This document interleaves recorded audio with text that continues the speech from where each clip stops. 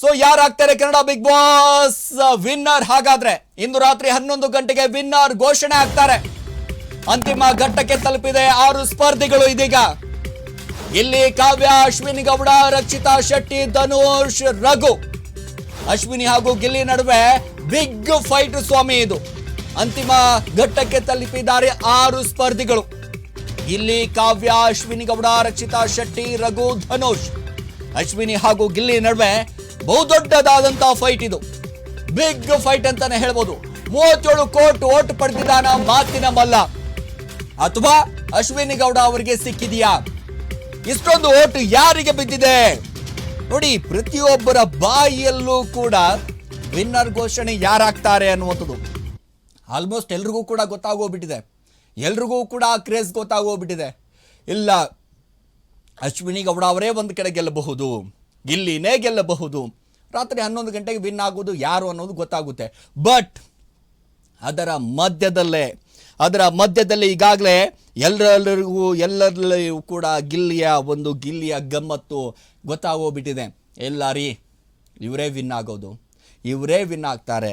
ನೀವೆಷ್ಟೇ ಮಾತಾಡಿ, ಏನೇ ಹೇಳಿ, ನೀವು ಯಾರು ವಿನ್ ಆಗಬೇಕು ಅನ್ನೋದನ್ನು ಕರ್ನಾಟಕ ಜನತೆ ಈಗಾಗಲೇ ನಿರ್ಧಾರ ಮಾಡಿದೆ. ಕರ್ನಾಟಕ ಜನತೆ ನಿರ್ಧಾರ ಮಾಡಿಬಿಟ್ಟಿದೆ. ನಿಜವಾಗ್ಲೂ ಕೂಡ ಇವರೇ ಸ್ವಾಮಿ, ಇವರೇ ಅಂತ ಹೇಳಿದ್ದಾರೆ.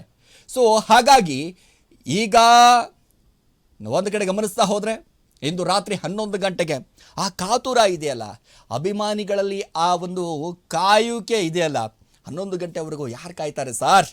ನಮಗೆ ಆಲ್ಮೋಸ್ಟ್ ಎಲ್ಲವೂ ಕೂಡ ಗೊತ್ತಾಗಿದೆ. ಸೊ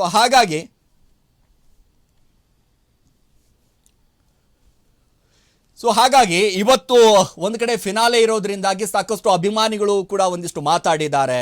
ಸೊ ಬಿಗ್ ಬಾಸ್ ವಿಚಾರಕ್ಕೆ ಸಂಬಂಧಪಟ್ಟ ಹಾಗೆ. ಸೊ ಕೊನೆ ಹಂತದಲ್ಲಿ ಇರೋದ್ರಿಂದಾಗಿ ಒಂದಿಷ್ಟು ಅಭಿಮಾನಿಗಳು ಏನು ಹೇಳಿದ್ದಾರೆ, ಏನು ಕತೆ, ಬನ್ನಿ ನೋಡ್ಕೊಂಬರೋಣ. ಹಾಯ್, ಶ್ರೇಯಸ್ ಅಂತ. ಬಿಗ್ ಬಾಸ್ ನೋಡ್ತೀರಾ? ಯಾರು ಇಷ್ಟ? ಗಿಲ್ಲಿ. ಯಾಕೆ ಇಷ್ಟ? ಅವ್ರು ತುಂಬಾ ಚೆನ್ನಾಗಿ ಆಡ್ತಾರೆ. ಹೌದಾ? ವೋಟ್ ಮಾಡಿದ್ರಾ? ಗಿಲ್ಲಿಗೊಂದು ವಿಶ್ ಮಾಡ್ಬಿಡಿ. All the best Gilli. Hi, ನಿನ್ನ ಹೆಸರು? ಶ್ರೇಯಸ್ ಅಂತ.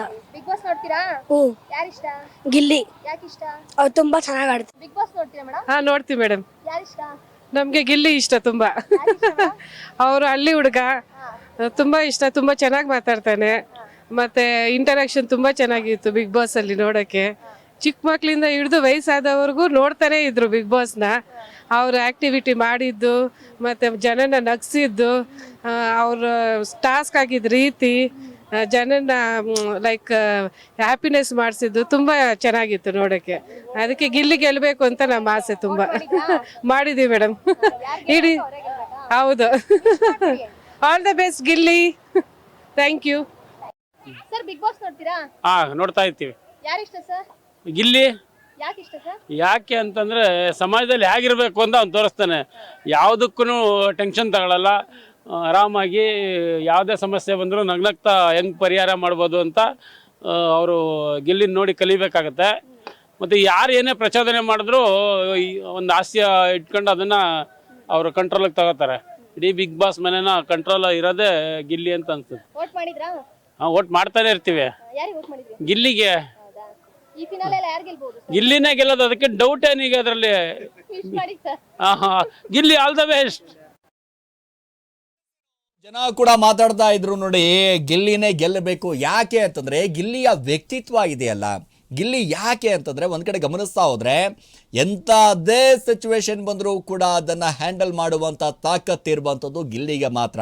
ಎಂಥ ಸೀರಿಯಸ್ ಮ್ಯಾಟ್ರ್ ಇದ್ದರೂ ಕೂಡ ಅದನ್ನು ಫನ್ನಾಗಿ ಮಾಡಿಕೊಂಡು ಆ ಸೀರಿಯಸ್ನೆಸ್ ಅನ್ನೋದು ಕೂಡ ಒಂದಿಷ್ಟು ಕಮ್ಮಿ ಮಾಡಿ ಅಲ್ಲಿ ನಗೆಯನ್ನು ತರುವಂಥ ಕೆಲಸ ಮಾಡಿದ್ರು ಈ ಬಾರಿಯ ಬಿಗ್ ಬಾಸ್ ಸೀಸನಲ್ಲಿ. ಯಾಕಂದರೆ ಪ್ರತಿಯೊಬ್ಬರಿಗೂ ಕೂಡ, ಪ್ರತಿಯೊಬ್ಬ ಮಹಿಳೆಯರಿಗೂ, ಪ್ರತಿಯೊಬ್ಬ ಪುರುಷನಿಗೂ ಕೂಡ ಒಂದು ಕಡೆ ಗಮನಿಸ್ತಾ ಹೋದರೆ ಇಲ್ಲಿ ಯಾಕೆ ಗಿಲ್ಲಿ ಇಷ್ಟ ಆಗ್ತಾ ಇದ್ದಾನೆ ಅಂತಂದರೆ ಅವನ ವ್ಯಕ್ತಿತ್ವ, ಅವನು ಆಡುವಂಥ ವೇ, ಅವನು ಹೇಳುವಂಥ ವೇ, ಅವನು ಕಾಮಿಡಿ ಮಾಡುವಂಥ ವೇ, ಇದೆಲ್ಲವೂ ಕೂಡ ಜನರಿಗೆ ಬಹಳಷ್ಟು ಇಷ್ಟ ಆಗ್ತಾ ಇದೆ ಸ್ವಾಮಿ.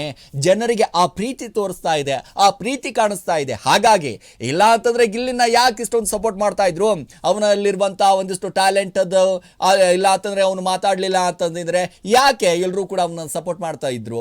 ಈಗ ನೋಡಿ ಅವನಲ್ಲಿ ಇರುವಂಥ ಆ ತಾಕತ್ತು, ಮಾತಾಡುವಂಥ ಶೈಲಿ, ಆ ನಗಿಸುವಂಥ ಆ ಪ್ರತಿಯೊಬ್ಬರಿಗೂ ಕೂಡ ಇಲ್ಲ ನಾನು ಏನು ಅನ್ನೋದನ್ನು ತೋರಿಸ್ತಾ ಇರುವಂಥದ್ದು, ಟ್ಯಾಲೆಂಟ್ ಇದ್ದವರು ಬೆಳಿಬೇಕು ಅನ್ನೋದು ಇದಕ್ಕೆ ಅಂತ ಹೇಳ್ಬೋದು. ಸಾಕಷ್ಟು ಜನ ಬಂದರು ಹೋದರು. ಈಗ ಈ ಸೀಸನ್ನಲ್ಲಿ ಒಂದು ಕಡೆ ಗಮನಿಸ್ತಾ ಹೋದರೆ ಘಟಾನುಘಟಿಗಳೇ ಬಂದರು. ನಾನೂ ಕೂಡ ಬಿಗ್ ಬಾಸ್ ವಿನ್ ಆಗ್ತೀನಿ ಅಂತಾನೆ ಬಂದರು. ಆದರೆ ಇಲ್ಲ.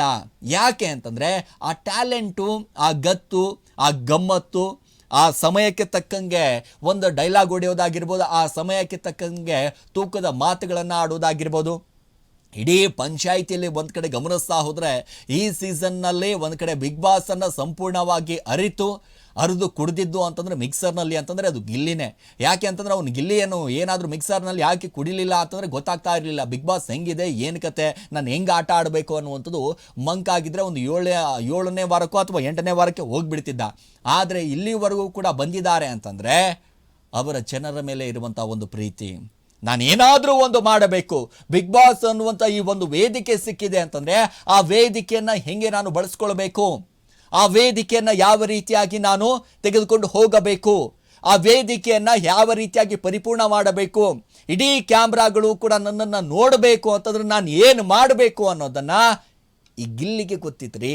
ಗಿಲ್ಲಿಯವರಿಗೆ ಗೊತ್ತಿತ್ತು ಅನ್ನುವಂಥ ಕಾರಣದಿಂದಾಗಿ ಜನರನ್ನು ಯಾವ ರೀತಿ ಯಾವ ಟೈಮ್ನಲ್ಲಿ ನಾನು ಮನೋರಂಜನೆ ಕೊಡಬೇಕು, ಜನರಿಗೆ ಯಾವ ರೀತಿಯಾಗಿ ಮನೋರಂಜನೆ ಕೊಡುವ ಮೂಲಕ ಅವರನ್ನು ನನ್ನತ್ತ ಸೆಳೆದುಕೊಳ್ಳೋದು ಹೇಗೆ ಅನ್ನೋದು ಕೂಡ ಗಿಲ್ಲಿಗೆ ಗೊತ್ತಿತ್ತು.